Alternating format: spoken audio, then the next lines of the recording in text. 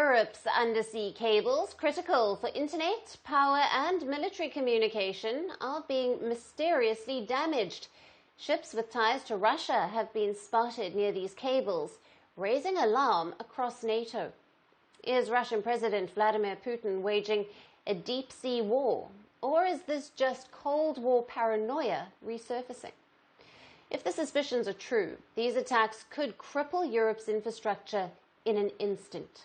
Norwegian police recently seized a Russian crewed ship named the Silver Dania. They suspected the ship was involved in a potentially dangerous incident in the Baltic Sea. It wasn't just a mere ship arrest. The incident involves a vital undersea communication cable stretching between two countries, Latvia and Sweden. The cable, which is crucial for communication services, was found to be seriously damaged. The discovery prompted an investigation, and Latvian authorities requested assistance from Norway. As part of the probe, Norwegian police intercepted the Silver Dania. Authorities believed the ship's tracking data seemed suspicious.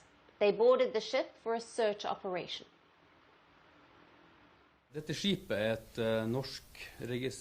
This ship is a Norwegian-registered and Norwegian-owned ship. It was sailing on this occasion between St. Petersburg and Murmansk. The entire crew of 11 on board the ship is Russian. Led by Tromsø Police District, the ship was brought in last night with assistance from the Coast Guard. The ship arrived at the port of Tromsø early in the morning at 6:40. Both the crew and the shipping company we have been in contact with cooperated with the police. They were also brought to Tromsø voluntarily. The ship's owner, a company named Silver Sea, has denied any involvement. They say the ship's tracking data shows everything was normal. Silver Sea even insisted there is no proof connecting the ship to the incident. They claimed nothing about the ship's movement was suspicious. It's important to note that the vessel was sailing from Russia's St. Petersburg city to Murmansk. Now, this means it was traveling through the Baltic Sea, passing close to Norway's northern coast. The Silver Dania ship was in the area around the same time the damage occurred. That's when it was stopped off the coast of Tromsø, a city in northern Norway. This is one of several ships that have been suspected of having something to do with this. We can't say much about the scope of the investigation, nor can we go into detail about what investigative steps are planned on board. We will have to come back to that as the investigation progresses. We have, as you know, just started this. This is the second ship that was seized in connection to the incident. Swedish authorities detained another one earlier, named the Vezhen, which is a Maltese-flagged cargo ship in connection with the damage to the same cable. After investigation, both of these vessels were released. While both of them were under probe, investigators couldn't find enough proof to keep them in custody. Now, the damage to the Latvia-Sweden fibre optic cable is not an isolated incident. It's part of a series of similar events that have raised alarm. It has raised questions about the security of undersea communication infrastructure in the Baltic Sea. 9 countries border the Baltic Sea. These are Denmark, Sweden, Finland, Estonia, Latvia, Lithuania, Poland, Germany, and Russia. So all of them, except Russia, are NATO allies. Since October of 2023, reports show at least 11 Baltic cables have been damaged.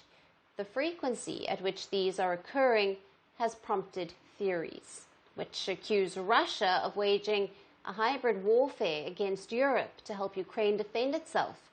Now, in response to this, NATO has ramped up its presence in the Baltic Sea. The alliance has resorted to massive deployments of naval forces. At least 10 ships, including frigates and maritime patrol aircraft, have been stationed to monitor and safeguard these undersea facilities. Within NATO, there's not only this ship, there are 2 task groups.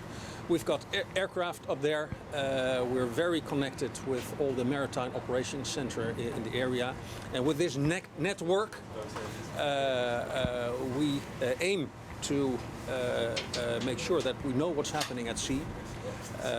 It all starts with awareness, and once you're aware of what is happening, you're able to interfere if anything is happening that's not supposed to happen. NATO will enhance its presence in the Baltic Sea region. That way we hope and we will deter. Of course, we are also ready to take action where is needed, and we are trained for that. But also the contributing nations must be able and will be able to react in a correct manner. As NATO bolsters its forces in the Baltic, the question remains, will these measures be enough to fend off future attacks? Or is this a precautionary move in response to concerns about Putin's unpredictable moves? The global economy thrives on undersea cables. It powers millions of homes, connects billions, and enables trillions in financial transactions. The Baltic has become a major flashpoint now. The world is watching, knowing any disruption could have far-reaching consequences. From breaking news to the day's biggest controversies, shedding light on the world's top headlines, detailed analysis on the stories that matter the most to you.